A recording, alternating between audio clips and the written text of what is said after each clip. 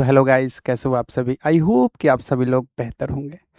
तो आज जो आप स्क्रीन पे देख रहे हैं, आईआईटी खड़गपुर का ये वेबसाइट है। यहाँ से प्रोजेक्ट स्टाफ हो गया, है ना, नर्सिंग स्टाफ हो गया, medical staff, teaching, non teaching, इन तमाम वैकेंसी को लेकर के जो है एक बड़ी अपडेट लेकर के आए हैं।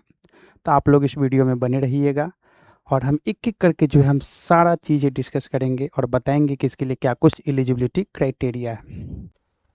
तो गाइस, आप यहाँ पे देख सकते हैं कि आपको जो है एडवर्टीजमेंट नंबर यहाँ पे देखिए। ये एडवर्टीजमेंट है जिसमें किस पोस्ट के लिए, प्रोफेसर पोस्ट के लिए है ना। Professor and dean in Rajiv Gandhi school of intellectual property law, है ना। उसके लिए जो है प्रोफेसर एंड डीन की जो है पोस्ट है, जिसको लेकर के जो है 19 जनवरी 2026 तक लास्ट डेट है अप्लाई करने का। अप्लाई का लिंक दिया हुआ है।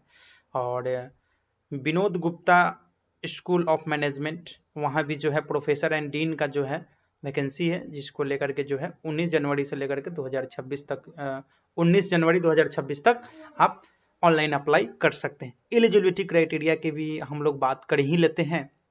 हाँ, यहाँ पे देखिए, प्रोफेसर एंड डीन के लिए जो पोस्ट था, जिसका पे लेवल जो है आपको 1,59,100 रुपये से लेकर 2,20,200 रुपये, यानी पे लेवल 14A का सैलरी आपको यहाँ पे देखने को मिलेगा। जिसके लिए क्वालिफिकेशंस की बात कही जाए तो फर्स्ट क्लास पीएचडी डिग्री होनी चाहिए। ठीक है। एज लिमिट की बात करूँ तो 60 ईयर्स तक का एज लिमिट है। और वही दूसरा पोस्ट जो था उसकी अगर मैं बात कर लेता हूँ, उसको भी डाउनलोड करके चेक कर लेता हूँ आपके सामने में ही। उसके लिए भी जो है आपको पीएचडी चाहिए। ठीक है। जो आपका जो दूसरे चीज से था, क्या बोला जाता है, हाँ, जिसमें बताया गया था, ये सब आईआईटी के अंतर्गत ही आते हैं, है ना। क्योंकि अलग अलग प्रोजेक्ट लेवल पर भी पोस्ट चलते रहता है, तो उनमें जो है प्रोफेसर का और डीन का वैकेंसी है। चलिए अब हम इससे जो है रिलेटेड जो है और दूसरा इंफॉर्मेशन देख लेते हैं, जिसमें आपका कुछ पोस्ट प्रोजेक्ट से रिलेटेड है। तो देखिए, ये जो ऑफिशियल वेबसाइट, जिसमें टेम्पोररी जॉब भी इसको कहा जाता है, प्रोजेक्ट वाला जॉब को, है ना। जिसमें आपका देखिए क्या कहा गया है, रिसर्च एसोसिएट और रिसर्च का, जिसमें आपका agriculture and food engineering department का है। जिसके लिए आपको पीएचडी मांगा गया है, या फिर इसकी इक्विवेलेंट डिग्री होनी चाहिए, या फिर 3 साल का जो है रिसर्च एक्सपीरियंस आफ्टर एमटेक अगर आपने कर रखा है तो आप यहाँ पे एलिजिबल हो जाएंगे, है ना। अप्लाई करने के लिए आपको 5 जनवरी 2026 तक का डेट दिया जाता है रिसर्च एसोसिएट के लिए। दूसरा जो पोस्ट है आपका रिसर्च एसोसिएट 2 है, जिसमें जो है आपको देश सरकार centre of excellence in petroleum engineering department की तरफ से है, जिसमें master degree in geology, geography, या फिर bachelor degree in chemical, mechanical या फिर पेट्रोलियम में अगर आपका है तो आप यहाँ पे एलिजिबल हैं। ठीक है। उसके बाद एचआर एग्जीक्यूटिव की अगर मैं बात करूं तो आपका computer science and engineering department में कोई भी ग्रेजुएट अगर आप किए हुए हैं, साथ साथ अगर आपने एमबीए कर रखा है, तो आप यहाँ पे एलिजिबल हैं इस वैकेंसी को अप्लाई करने के लिए। हम बारी बारी से सभी वैकेंसी को जो है आपको मैं क्लियरेंस करते जाऊंगा। याद रहे, इसके लिए सैलरी आपको 44,900 रुपये दिए जाएंगे।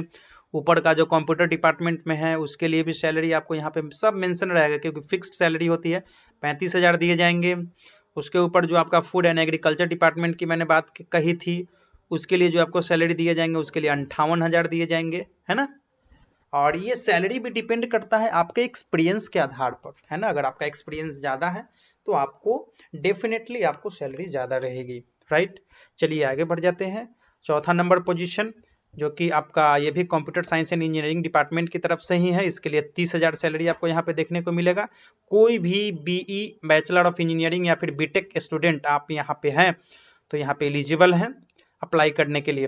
एप्लीकेशन फीस की अगर बात कही जाए तो जनरल मेल ओबीसी के लिए भी कोई फीस नहीं है, फीमेल के लिए कोई फीस नहीं, यानी कि अप्लाई करने का कोई चार्ज नहीं लगने जा रहा है। एज लिमिट आपका 28 साल है। आगे बात करते हैं जूनियर रिसर्च फेलोशिप की अगर मैं बात करूं तो इसके लिए bio science and bio technology department में है, इसके लिए आपको 37,000 सैलरी दिए जाएंगे। ठीक है। और ये सभी जो है सैलरी के साथ आप यहाँ पे काम करेंगे और सभी सेंट्रल गवर्नमेंट का प्रोजेक्ट है, ठीक है। और दूसरा देखिए आपका सिविल इंजीनियरिंग डिपार्टमेंट में है प्रिंसिपल प्रोजेक्ट ऑफिसर रिसर्च का, है ना, जिसके लिए सैलरी आपको 1 लाख रुपए दिए जाएंगे, है ना। तो इसलिए जो है आप यहाँ पे एलिजिबल है और जिसके लिए लास्ट डेट देख लीजिए, सभी का डेडलाइन यहाँ पे 13 जनवरी 2026 है, पिछले वाला का भी 13 जनवरी 2026 है। आगे मैं बढ़ूँ तो सीनियर रिसर्च फेलोशिप की अगर मैं बात करूं तो उसके लिए भी जो है 13 जनवरी 2026 लास्ट डेट है। जो भी candidate BE BTech MCA MSc कर रखे हैं उनके लिए जो है यहाँ पे एलिजिबल है, वो अप्लाई कर सकते हैं, ठीक है। यहाँ पे 2 पोस्ट है देखिए, राइट। उसके लिए सैलरी जो है आपको कितने दिए जाएंगे उसका भी जिक्र यहाँ पे किया गया होगा। मैं बताते चलूं कि आपको सैलरी आपको यहाँ पे 42,000 रुपये दिए जाएंगे, राइट। चलिए आगे बढ़ते हैं। प्रोजेक्ट रिसर्च साइंटिस्ट की अगर मैं बात करूं जो कि नॉन मेडिकल है, इसके लिए सैलरी आपको 67,000 रुपये दिए जाएंगे। और क्वालिफिकेशंस की बात करूं तो बीई बीटेक अगर आप फर्स्ट क्लास से अगर आप कर रखे हैं तो आप यहाँ पे एलिजिबल हैं। आगे बढ़ते हैं प्रोजेक्ट एसोसिएट के ऊपर। प्रोजेक्ट एसोसिएट के लिए जो सैलरी है आपको 35,000 दिए जाएंगे, जिसके लिए है आपको यहाँ पर जो है क्या बोलते हैं, लास्ट डेट आपका महज 5 फरवरी 2026 है, याद रहे, ठीक है, क्योंकि ये बहुत ज़्यादा इसमें टाइम दिया गया है अभी, है ना, 5 फरवरी तक है। और इसके लिए कोई भी इंजीनियरिंग के स्टूडेंट है किसी भी स्ट्रीम से हो यहाँ पे अप्लाई कर सकते हैं, जिसमें मेटलर्जिकल है, इंजीनियरिंग है, मटेरियल इंजीनियरिंग है ना। तो इसके इक्विवेलेंट अगर आपके पास डिग्री है तो आप यहाँ पे अप्लाई कर सकते हैं। उसके बाद देखिए जूनियर रिसर्च फेलोशिप के लिए जो है अगर आपने बीई बीटेक है तो आप यहाँ पे या फिर गेट क्वालिफाई हैं या फिर गेट में या फिर नेट का एग्जाम आपने दे रखा है और क्वालिफाइड है तो आप यहाँ पे एलिजिबल हो जाएंगे। 37,000 आपको सैलरी यहाँ पे दिया जाएगा, ठीक है, जो कि इलेक्ट्रिकल एंड इंजीनियरिंग डिपार्टमेंट में होगा। तो इस तरीके से जो है अलग अलग वैकेंसियां हैं। हम इन सभी वैकेंसी का जो अप्लाई लिंक है, जैसे ही अप्लाई जैसे इस वैकेंसी को अप्लाई करना है तो डायरेक्ट आपको अप्लाई नाउ पे क्लिक करना होगा। जैसे ही अप्लाई नाउ पे क्लिक करेंगे तो इस तरीके का इंटरफेस आएगा और आपको यहाँ पे register for new user sign up के लिए साइनअप करेंगे, है ना। और आप यहाँ पे ईमेल नंबर पासवर्ड बनाएंगे, कंफर्म करेंगे, डेट ऑफ बर्थ किस एडवर्टीजमेंट के लिए है वो यहाँ पे ऑटोमेटिक सिलेक्ट रहेगा, उसके लिए रजिस्टर करेंगे। आपके रजिस्ट्रेशन ईमेल आईडी पर कंफर्मेशन मिल जाएगा जिसमें अपना लॉगिन आईडी पासवर्ड मिलेगा, फिर उसको लॉगिन करेंगे, फिर फर्दर आप अपना डॉक्यूमेंट वगैरह सब चीज़ें अपलोड करके फाइनल सबमिट कर देंगे। याद रहे एप्लीकेशन चार्जेस यहाँ पे नहीं लग रहे हैं, है ना।